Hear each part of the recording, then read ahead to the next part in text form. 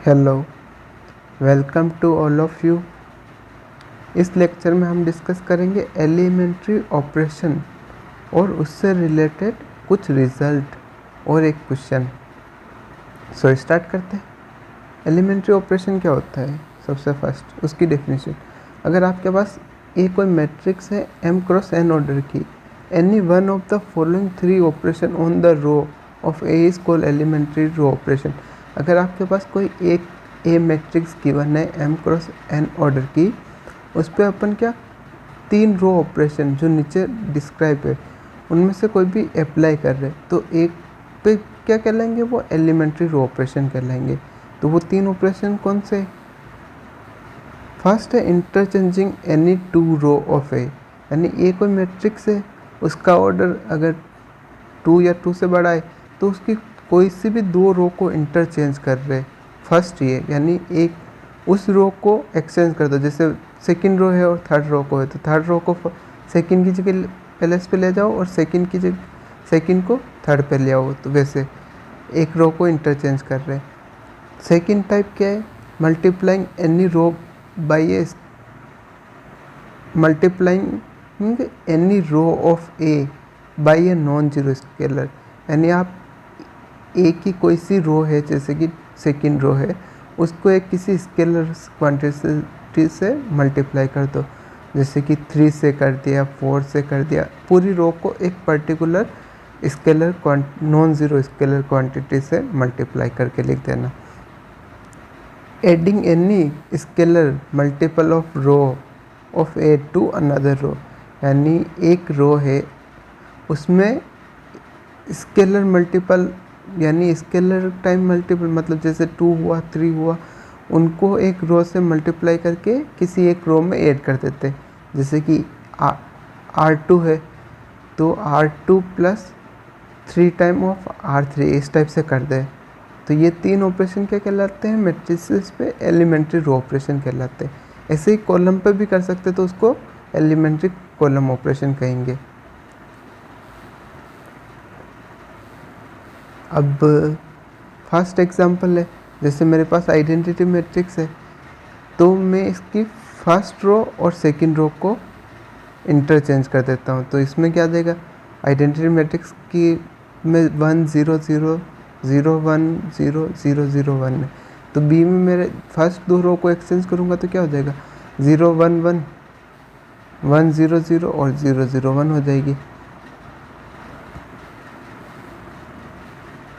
Second इसी type से हो जाएगा कि सेकंड में क्या था, हम किसी मैट्रिक्स की एक रो में स्केलर नॉन जीरो स्केलर से मल्टीप्लाई करते।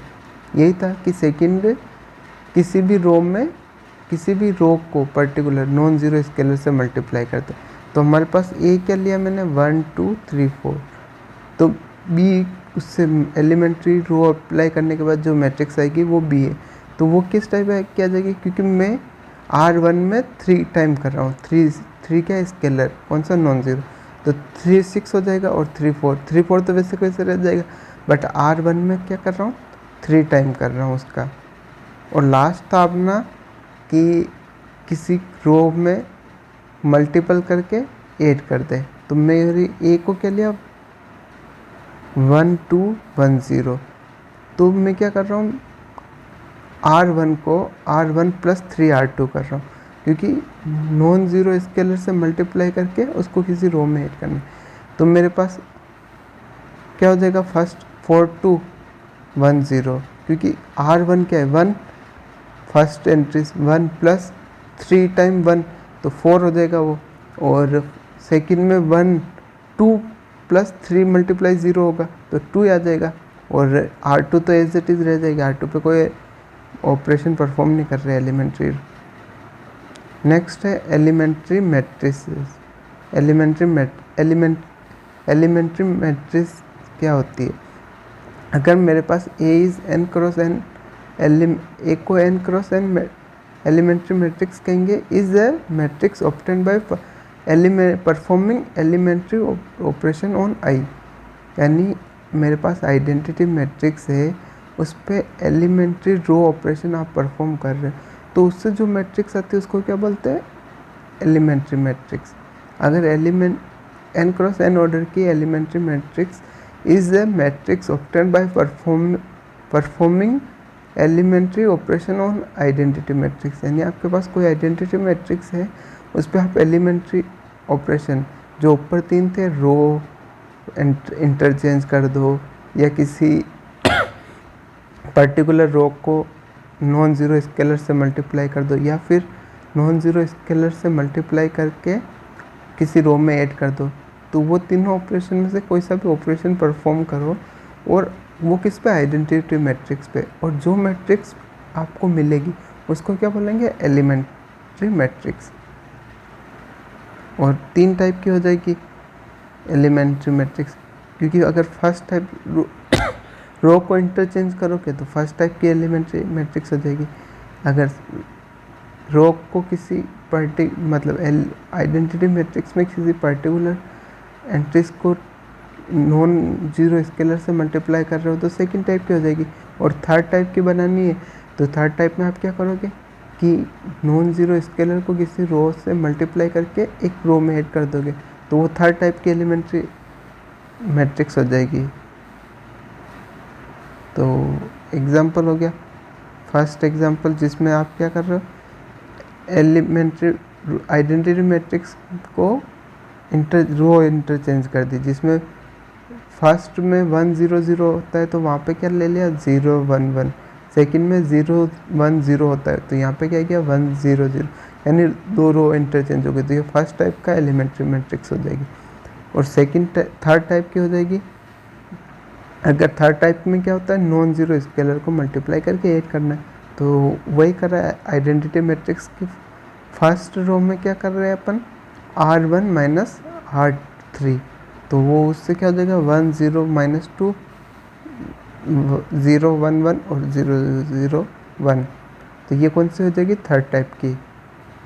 नेक्स्ट हम एक थ्योरम पे मूव कर, थ्योरम का स्टेटमेंट, अगर मेरे पास ए कोई मैट्रिक्स है m क्रॉस n ऑर्डर की जिसकी एंट्रीज फील्ड्स है, suppose that b is obtain from a by performing an elementary operation, यानी आपके पास कोई ए मैट्रिक्स है m क्रॉस n ऑर्डर की जिसकी एंट्रीज f से, तो b को एलिमेंट्री ए पे एलिमेंट्री ऑपरेशन परफॉर्म करके ऑब्टेन करा, यानी ए की या तो रो चेंज कर रहे हो आप या उसके किसी एंट्रीज को मल्टीप्लाई कर रहे हो, इस रो को पूरे स्केलर से मल्टीप्लाई कर रहे हो, या फिर आप स्केलर को मल्टीप्लाई करके ऐड कर रहे हो एक रो में, तो इस टाइप से कोई सी एक बी मैट्रिक्स आपने ऑब्टेन करी किसके हेल्प से, ए की, ए कौन सी m क्रॉस n मैट्रिक्स है जिसकी एंट्रीज फील्ड से, और बी को एक पर एलिमेंट्री ऑपरेशन परफॉर्म करके ऑब्टेन करा है।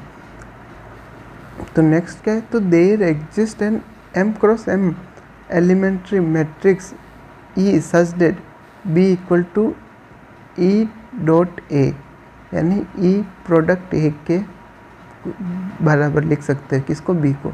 अगर मेरे पास कोई मैट्रिक्स है A, उस पर अपन एलिमेंट्री रो ऑपरेशन अप्लाई करा आपने और उसके हेल्प से आपने B को ऑब्टेन करा, तो आपके पास एक ऐसी एलिमेंट्री मैट्रिक्स आइडेंटिटी मैट्रिक्स से हम ऑब्टेन करेंगे एलिमेंट्री मैट्रिक्स को, तो वो जो एलिमेंट्री मैट्रिक्स E आएगी वो और A का प्रोडक्ट किसके इक्वल हो जाएगा, B के इक्वल, यानी एलिमेंट्री मैट्रिक्स है BE, एलिमेंट्री मैट्रिक्स है E, उसका प्रोडक्ट A के साथ करने पे आपको क्या मिल जाएगी B।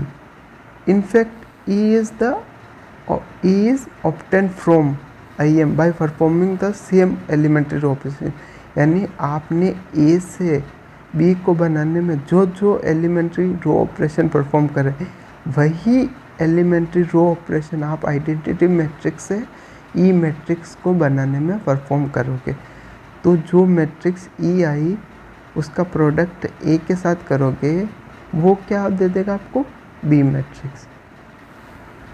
और इसका कन्वर्स पार्ट क्या होता है, if E is a elementary matrix m cross m की, then E is a matrix, यानी आपके पास E कोई एलिमेंट्री मैट्रिक्स है m क्रॉस m ऑर्डर की, तो A जो होगी, यानी E का A के साथ प्रोडक्ट करने पे जो मैट्रिक्स आएगी वो कैसी होगी, A by performing the same elementary operation.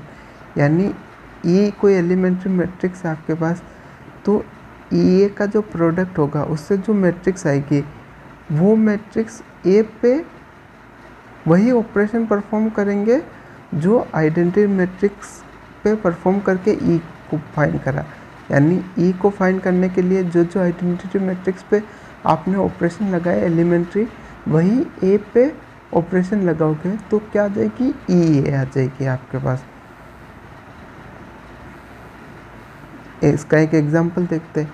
यानी आपके पास कोई मैट्रिक्स गिवन है ऊपर वाले में ए, तो उस पर आप क्या कर रहे हो, उसकी हेल्प से एलिमेंट्री ऑपरेशन परफॉर्म करोगे ए पे, और उसकी हेल्प से एक मैट्रिक्स बी आई है, तो आपके पास एक ऐसी एलिमेंट्री मैट्रिक्स एग्जिस्ट करेगी ई, जो किसके इक्वल हो जाए, B equal to E product A के। यानी ई क्या है, एलिमेंट्री मैट्रिक्स है, किससे ऑब्टेन करेंगे, आइडेंटिटी मैट्रिक्स से। कौन से ऑपरेशन परफॉर्म करके ऑब्टेन करेंगे, जो ए पे परफॉर्म करे ना ऑपरेशन, ए पे ऑपरेशन परफॉर्म करके बी को ऑब्टेन कराना, वही आइडेंटिटी मैट्रिक्स पे वही सेम ऑपरेशन परफॉर्म करके ई को ऑब्टेन करेंगे। और ई इज एलिमेंट्री मैट्रिक्स है कोई, यानी ई एलिमेंट्री मैट्रिक्स है, आइडेंटिटी मैट्रिक्स से ऑब्टेन करेंगे, तो ई जो मैट्रिक्स हो आएगी वो ए पे सेम एलिमेंट्री ऑपरेशन परफॉर्म करने पे ई ए आ जाएगी। नेक्स्ट इसका एग्जांपल देखते हैं। अगर मेरे पास ए कोई है 1 2 3 4 2 1 -1 3 4 0 1 2, इस पे मैं एलिमेंट्री ऑपरेशन परफॉर्म क्या कर रहा हूँ, इसकी फर्स्ट और सेकंड रो को इंटरचेंज कर रहा हूँ। तो मेरे पास क्या आएगी, 2 1 -1 3 1 2 3 4 4 0 1 2। तो मेरे पास फर्स्ट रो को सेकंड में लिख दिया और सेकंड रो को फर्स्ट में लिख दिया, तो उससे बी आई, यानी अपन ने रो को इंटरचेंज करा। तो मेरे पास ई क्या होगी, ई ऐसी मैट्रिक्स होगी जो आइडेंटिटी मैट्रिक्स से ऑब्टेन करेंगे। और कैसे ऑपरेशन परफॉर्म करेंगे, जो ए पे ऑपरेशन परफॉर्म करके बी को फाइंड करा वही ऑपरेशन परफॉर्म करना है। तो यहाँ पे हम आइडेंटिटी मैट्रिक्स की फर्स्ट दो रो को चेंज कर देंगे, तो क्या आएगी 0 1 0 1 0 0 0 0 1। अब ई ए का प्रोडक्ट करेंगे, ई प्रोडक्ट ए, तो मेरा ई ए क्या है, ई क्या है 0 1 0 1 0 0 0 0 1 है, और ए क्या है 1 2 3 4 2 1 -1 3 4 0 1 2। तो इनका प्रोडक्ट करेंगे तो क्या आएगा, 2 1 -1 3 1 2 3 4 4 0 1 2, वो किसके इक्वल है, बी का है। यानी आपका क्या वेरीफाई हो गया, ई ए इक्वल टू बी आ गया। यही चीज़ ऊपर थ्योरम में बोल रही थी कि आप अगर कोई मैट्रिक्स ए है उस पर कोई किसी एक पर्टिकुलर टाइप के एलिमेंट्री रो ऑपरेशन परफॉर्म करके बी को ऑब्टेन करें, तो एक ऐसी एलिमेंट्री मैट्रिक्स मिल जाएगी आइडेंटिटी मैट्रिक्स है पे वही ऑपरेशन अप्लाई करेंगे जो ए पे करके बी को फाइंड करा। तो वो जो एलिमेंट्री मैट्रिक्स आएगी उसका ए के साथ प्रोडक्ट करेंगे तो क्या आ जाएगी, बी। तो यहाँ पे आ गए आपके। ऐसे आप और बहुत सारे एग्जांपल कर सकते हैं। अब हम मूव करते हैं नेक्स्ट थ्योरम पे। नेक्स्ट थ्योरम क्या है, एलिमेंट्री मैट्रिसेस आर इन्वर्टिबल। यानी आपके पास कोई भी एलिमेंट्री मैट्रिक्स है जिसको आइडेंटिटी मैट्रिक्स से ऑपरेशन करते हैं वो होती है एलिमेंट्री मैट्रिक्स। तो आपके पास कोई भी एलिमेंट्री मैट्रिक्स है वो क्या होगी, इन्वर्टिबल होगी। और inverse of the elementary matrix is the elementary matrix of the same type. यानी आपके पास कोई भी एलिमेंट्री मैट्रिक्स है वो इन्वर्टिबल होगा और उसका जो इन्वर्स है ना वो भी एलिमेंट्री मैट्रिक्स होगा। और कौन सा, सेम टाइप का। यानी जिस टाइप से आपने आइडेंटिटी मैट्रिक्स पे परफॉर्म करा ना एक ई को ऑब्टेन करने के लिए, उसी टाइप से उस पर भी सेम टाइप के ऑपरेशन परफॉर्म करने पड़ेंगे।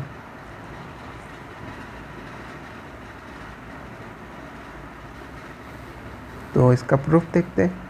अगर मेरे पास ई कोई एलिमेंट्री मैट्रिक्स है n क्रॉस n ऑर्डर की, तो ई को किसी ना किसी ई को आइडेंटिटी मैट्रिक्स पे कोई ना कोई एलिमेंट्री ऑपरेशन परफॉर्म करके ही ऑब्टेन करा होगा। तो यही बोलेंगे ई एलिमेंट्री है, then E can be obtain by elementary row operation on identity matrix, यानी ई कोई एलिमेंट्री मैट्रिक्स है तो उस पर आप क्या कर रहे हो, उसको कैसे ऑब्टेन कर रहे हो, आइडेंटिटी मैट्रिक्स पे एलिमेंट्री रो ऑपरेशन परफॉर्म करके। अगर आप किसी मैट्रिक्स को किसी मैट्रिक्स से ऑब्टेन कर रहे हो, जैसे रो चेंज कर रहे हो, कुछ भी चेंज कर रहे हो, जो जो चेंज करे वो वापस उस चेंज को हटाते जाओगे हटाते जाओगे हटाते जाओगे। जैसे कि आप किसी PDF ओपन करके आप कुछ टाइपिंग करते हो खुद से और वापस रिवर्स में जाते हो, तो जो जो जैसे जैसे हटाते जाओगे, जो जो पीछे से लिखते जा रहे हो वो चीज़ें हटती जाएगी।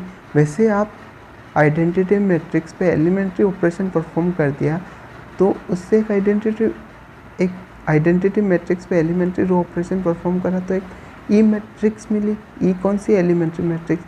तो आप उस एलिमेंट्री मैट्रिक्स पे जो जो ऑपरेशन लगाए वो वापस हटाते जाओगे तो आपको क्या मिल जाएगी, आइडेंटिटी मैट्रिक्स। तो we can transform E back into identity matrix, यानी ई से वापस आइडेंटिटी मैट्रिक्स बना सकते हैं by reversing the step use to transform IN into elementary matrix. यानी आपने जो आइडेंटिटी मैट्रिक्स पे ऑपरेशन परफॉर्म करे वो ऑपरेशन वापस हटाते जाओगे, रिवर्स में चले जाओगे तो आपको एलिमेंट्री मैट्रिक्स से क्या आइडेंटिटी मैट्रिक्स मिल जाएगी। तो हमने identity matrix can be obtain from E by an elementary row operation of the same type, यानी आइडेंटिटी मैट्रिक्स को किससे ऑब्टेन कर सकते हैं, एलिमेंट्री ऑपरेशन एलिमेंट्री मैट्रिक्स से।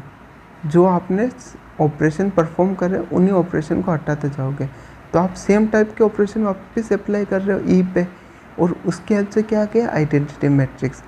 और अभी अपन ने जस्ट ऊपर पढ़ा था कि आपके पास कोई भी मैट्रिक्स है उसको किसी मैट्रिक्स से ऑब्टेन कर रहे हो तो जो जो एलिमेंट्री ऑपरेशन परफॉर्म कर रहे हो वही एलिमेंट्री ऑपरेशन आप आइडेंटिटी मैट्रिक्स पे परफॉर्म करोगे, और जो मैट्रिक्स ई आएगी तो ई प्रोडक्ट ए करने पे बी आ जाएगी। वैसे ही यहाँ पे भी एक मैट्रिक्स एग्जिस्ट करेगी जिसको किसके साथ प्रोडक्ट करोगे, ई के साथ, तो क्या जानी चाहिए, आइडेंटिटी मैट्रिक्स। तो वही परफॉर्म कर रहे हैं इस पर भी। तो जस्ट ऊपर प्रूफ करा उस थ्योरम का यूज़ कर रहे हैं। There is a elementary matrix E1 कोई एलिमेंट्री मैट्रिक्स होगी, वहाँ पे एक एग्जिस्ट करेगी ऐसी एलिमेंट्री मैट्रिक्स जिसका E1 प्रोडक्ट करेंगे ई के साथ, वो क्या दे देगी, आइडेंटिटी मैट्रिक्स। क्यों, क्योंकि ई क्या है, एक एलिमेंट्री मैट्रिक्स है। ए एलिमेंट्री मैट्रिक्स थे ऊपर, वहाँ से अपन ने क्या करा, बी को ऑब्टेन करा, तो बी को किसके को लिख पाए, ई प्रोडक्ट ए को। यहाँ ए कोई मैट्रिक्स है उस पर अपन क्या एलिमेंट्री ऑपरेशन परफॉर्म करके आइडेंटिटी मैट्रिक्स को लाए, तो अपने पास एक एलिमेंट्री मैट्रिक्स एग्जिस्ट करेगी जिसका ई के साथ प्रोडक्ट करने पे क्या आ जाए, आइडेंटिटी। तो E1 ऐसी एज्यूम कर, अब सपोज कर ली, तो E1 का प्रोडक्ट करेंगे ई के साथ तो वो क्या दे देगी, आइडेंटिटी मैट्रिक्स। और ये आगे तो इससे क्या शो हुआ, ई क्या हो जाएगी, इन्वर्टिबल, और ई इन्वर्स किसके इक्वल हो जाएगा, E1 के। आई होप आपको समझ आया होगा। नेक्स्ट मूव करते हैं अपन रिजल्ट पे।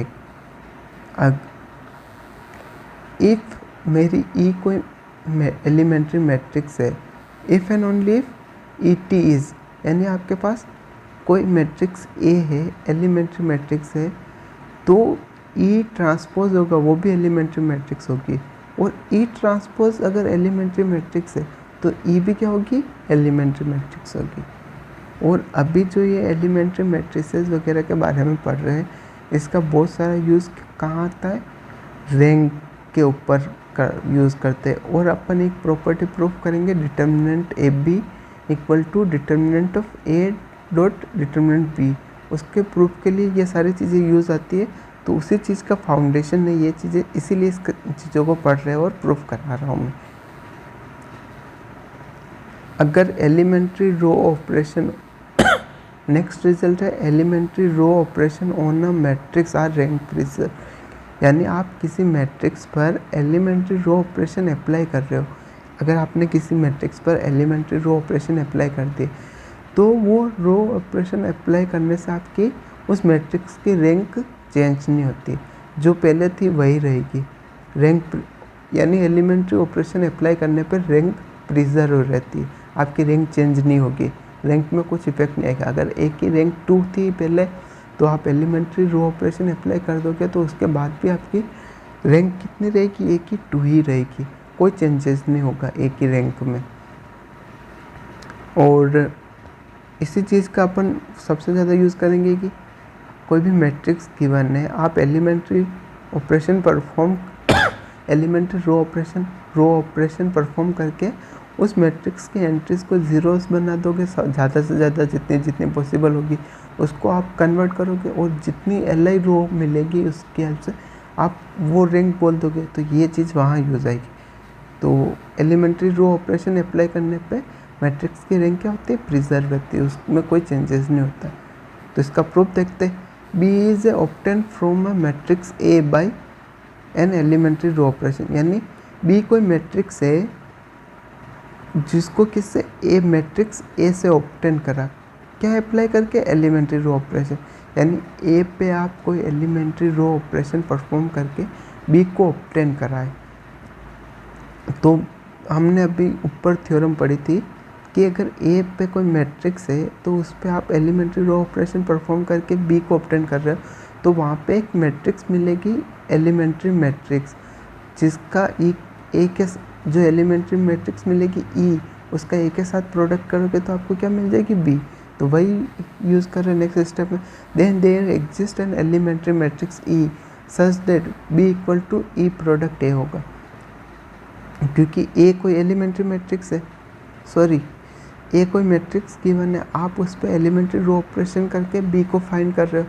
तो वहाँ पे अपन ने फर्स्ट थ्योरम पढ़ी थी, उसमें क्या पढ़ा था कि there exist elementary matrix such that B किसके इक्वल होगा, ई प्रोडक्ट ए के। तो वहाँ से ये स्टेप लिख दी मैंने। और ई क्या है, एलिमेंट्री मैट्रिक्स, और एलिमेंट्री मैट्रिक्स क्या होती है, इन्वर्टिबल। जस्ट ऊपर अपन ने प्रूफ करा कि जो एलिमेंट्री मैट्रिक्स होती है वो क्या होती है, इन्वर्टिबल होती है और सेम टाइप की होती है। तो ई एक जो है वो क्या हो जाएगी, एलिमेंट्री मैट्रिक्स। ई एलिमेंट्री मैट्रिक्स है तो हेंस रैंक ऑफ बी किसके इक्वल हो जाएगी, रैंक ए के।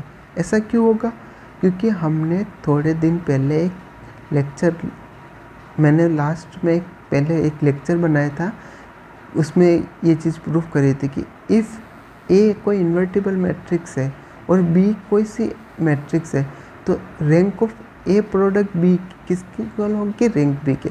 जब ए इन्वर्टिबल मैट्रिक्स होती है और बी कोई सी भी मैट्रिक्स है, कोई सी भी, आपको उसके बारे में कोई कंडीशन नहीं गिवन, तो रैंक ए बी किसके इक्वल होगी, रैंक बी के। तो यहाँ पे मेरी क्या है, ई इन्वर्टिबल मैट्रिक्स है, तो रैंक ऑफ ई ए किसके इक्वल होगी, रैंक ए के। और रैंक ई ए, रैंक बी और ई ए इक्वल है, तो रैंक बी इक्वल होगा रैंक ई ए के। और ई ए की रैंक किसके इक्वल है, ए की। क्यों है ऐसा, क्योंकि ए इन्वर्टिबल मैट्रिक्स है, और हमने लास्ट 1-2 लेक्चर पहले ही इसको प्रूफ कराया था कि ए इन्वर्टिबल मैट्रिक्स है और बी कोई भी मैट्रिक्स है तो रैंक ऑफ ए बी किसके इक्वल होगा, रैंक बी के। ये चीज़ प्रूफ करी, तो यहाँ से ये निष्कर्ष निकल जाएगा कि रैंक बी किसके इक्वल होगा, रैंक ए के।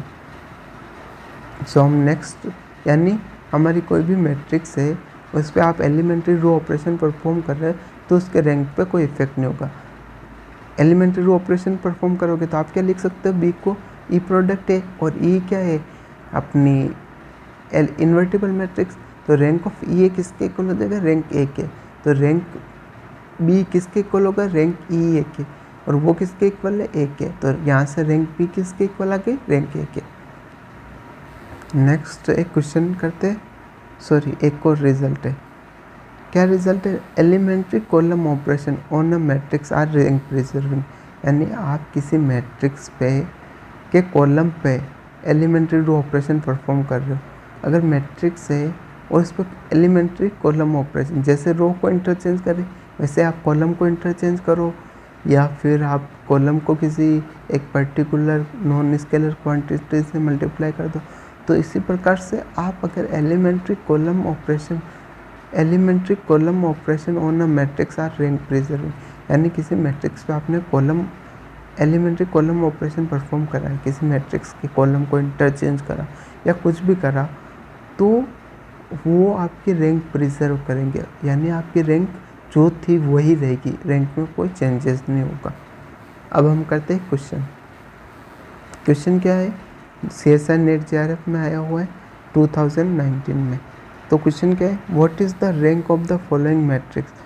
इस मैट्रिक्स की रैंक क्या होगी, मैट्रिक्स क्या गिवन है, फर्स्ट रो क्या है 1 1 1 1 1, सेकेंड रो है 1 2 2 2 2, थर्ड रो है 1 2 3 3 3, फोर्थ रो है 1 2 3 4 4, फिफ्थ रो है 1 2 3 4 5। ये 5x5 की मैट्रिक्स है। तो आपको बतानी इसकी रैंक क्या है, 1 है या 2 होगी या 4 होगी या 5 होगी, ये आपको बताना है। तो हम क्या करते हैं, इस पर एलिमेंट्री रो ऑपरेशन परफॉर्म करके इसकी ज़्यादा से ज़्यादा एंट्रीज को क्या जीरो बताने करते। तो हम यही चीज़ करते। तो हम क्या करेंगे, देखो सबसे पहले देखो कि कौन सी रैंक की हेल्प से आप ज़्यादा से ज़्यादा एंट्रीज को जीरो बना पा रहे। तो आप R5 पे क्या अप्लाई कर दो, R5 माइनस R4, यानी आप क्या ऑपरेशन परफॉर्म कर रहे हो, यहाँ थर्ड वाला टाइप का ऑपरेशन परफॉर्म कर रहे हो। उसमें आप क्या कर रहे हो, R5 में क्या ऐड कर रहे हो, -1 से मल्टीप्लाई करके R5 माइनस R4 कर दोगे, तो वहाँ से क्या आ जाएगा। तो और इसी टाइप से R4 में क्या अप्लाई करोगे, R4 माइनस R3, R2 में अप्लाई करोगे, R3 में अप्लाई करोगे R3 माइनस R2, R2 में क्या अप्लाई करोगे, R2 माइनस R1। तो यही चीज़ें अप्लाई करते हैं। तो मैंने R5 में क्या अप्लाई करा, R5 माइनस R4, R4 में क्या अप्लाई करा, R4 माइनस R3। यहाँ पे स्केलर क्या ले रहे हैं अपन, अल्फ़ा को -1, और R4 में क्या ऐड कर रहे हैं, माइनस टाइम ऑफ R3, यानी R4 में वो कर रहे हैं, R5 में क्या कर रहे हैं, R5 plus minus time of R4 कर रहे हैं। तो यहाँ से क्या मिलेगी अपन को, 1 1 1 1 0 1 1 1 1 0 0 1 1 1 0 0 0 1 1 1 0 0 0 0 1। तो ये मैट्रिक्स मिली। ये एक क्या है, अपर ट्रायंगुलर मैट्रिक्स। और अपर ट्रायंगुलर मैट्रिक्स का डिटर्मिनेंट क्या होता है, उसके डायगोनल एलिमेंट का प्रोडक्ट। तो यहाँ से इसका भी क्या गया, डिटर्मिनेंट नॉन ज़ीरो। तो यहाँ से भी बोल सकते हैं अगर किसी मैट्रिक्स का डिटर्मिनेंट नॉन ज़ीरो है तो उसकी रैंक क्या होती है, n। बट यहाँ से ना बोलो तो आप फिर से ऑपरेशन परफॉर्म करो और Li बनाओ। तो अपन क्या करते हैं, R ऐसे पहले जैसे ऑपरेशन परफॉर्म करते हैं, R4 में क्या अप्लाई करेंगे, R4 माइनस R5 करेंगे, R3 पे क्या करेंगे, R3 माइनस R4 करेंगे, R2 पे क्या करेंगे, R2 माइनस R3, R1 पे क्या करेंगे।